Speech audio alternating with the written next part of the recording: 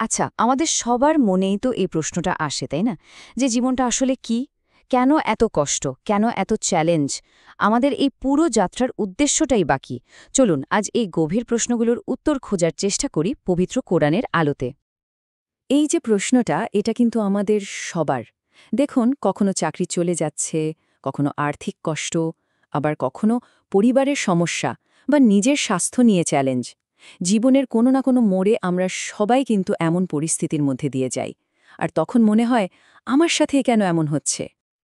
আর জানেন, এই যে এত এত প্রশ্ন আমাদের মনে, তার একদম পরিষ্কার একটা জবাব কিন্তু আল্লাহ সুবহানাহু ওয়া তাআলা নিজেই দিয়ে দিয়েছেন। আর সেই উত্তরটা আছে পবিত্র কোরআনের সূরা আল মুলকের ঠিক ২য় আয়াতে। এটাই আমাদের আজকের আলোচনার মূল ভিত্তি। এখানে খুব মনোযোগ দিয়ে খেয়াল করুন। আল্লাহ বলছেন, তিনি জীবন আর মৃত্যু সৃষ্টি করেছেন আমাদের পরীক্ষা করার জন্য। মানে, আমাদের জীবনে যা কিছু ঘটছে তা কোনো আকস্মিক ব্যাপার না, বরং এর পেছনে একটা উদ্দেশ্য আছে। এই একটা আয়াতই আমাদের জীবনের উদ্দেশ্যকে একেবারে পরিষ্কার করে দেয়। তাহলে চলুন আর একটু গভীরে গিয়ে বিষয়টা বোঝার চেষ্টা করি। এই আয়াতটা আমাদের এটাই শেখাচ্ছে যে আমাদের এই দুনিয়ার জীবনটা আসলে একটা পরীক্ষার হলের মতো। আমাদের অস্তিত্বের মূল উদ্দেশ্যই হল এই পরীক্ষায় অংশ নেওয়া। সহজ কথায় বলতে গেলে, এই দুনিয়ায় কে কত টাকা কামালো, কার কত খ্যাতি হলো, তা দিয়ে কিন্তু সাফল্য মাপা হচ্ছে না। আল্লাহ আসলে দেখতে চান কঠিন সময়ে, চ্যালেঞ্জের মুখে আমাদের আচরণ কেমন হয়, আমাদের ধৈর্য কেমন থাকে, আমাদের কাজগুলো কতটা সুন্দর হয়। আসল বিচারটা হবে আমাদের কর্মের, ফলাফলের নয়। এখন একটা খুব গুরুত্বপূর্ণ প্রশ্ন আসে। আয়াতে যে বলা হলো উত্তম আমল বা আহসানু আমালা, এই জিনিসটা আসলে কি? এর মানে কি অনেক অনেক বেশি ইবাদত করা, নাকি এর পেছনে আরও গভীর কোনো অর্থ লুকিয়ে আছে?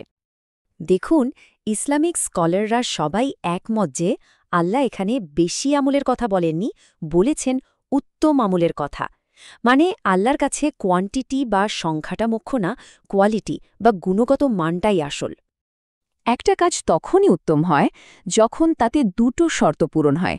এক, কাজটা হতে হবে একনিষ্ঠভাবে, শুধু আল্লাহকে খুশি করার জন্য, অন্য কাউকে দেখানো বা প্রশংসা পাওয়ার জন্য নয়।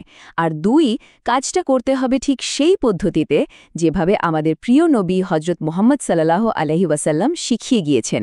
এই দুটো ছাড়া কোনো আমলই কিন্তু আল্লাহর কাছে সেরা হিসেবে কবুল হয় না। একটু ভেবে দেখুন তো, কেউ হয়তো পাহাড় সমান আমল করল, কিন্তু তার মনে ছিল মানুষকে দেখানোর ইচ্ছা। সেই আমলের কিন্তু কোনো দাম নেই। আবার অন্যদিকে কেউ হয়তো ছোট্ট একটা ভালো কাজ করল, কিন্তু সেটা করল শুধু আল্লাহকে খুশি করার জন্য। আল্লাহর কাছে সেই ছোট্ট কাজটাই কিন্তু অনেক বেশি মূল্যবান। বেশ, তাহলে এই আইডিয়াটা আমরা আমাদের প্রতিদিনের জীবনে কিভাবে কাজে লাগাতে পারি? আমরা তো প্রায়ই রেজাল্ট বা ফলাফল নিয়ে অনেক বেশি চিন্তিত থাকি, তাই না? আর তা না পেলে হতাশ হয়ে যাই। আমাদের জীবনে তো এমন পরীক্ষা আসতেই থাকে। হয়তো ব্যবসায় লস হচ্ছে, পরীক্ষায় ভালো রেজাল্ট আসছে না, বা কোনো সম্পর্ক নিয়ে সমস্যায় আছি। এসব পরিস্থিতিতে আমরা নিজেদের ব্যর্থ ভাবতে শুরু করি।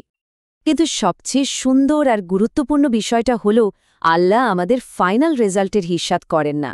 তিনি দেখেন আমরা কতটা মন দিয়ে চেষ্টা করেছি, কতটা ধৈর্য ধরেছি, আর আমাদের উদ্দেশ্য বা নিয়তটা কতটা খাঁটি ছিল।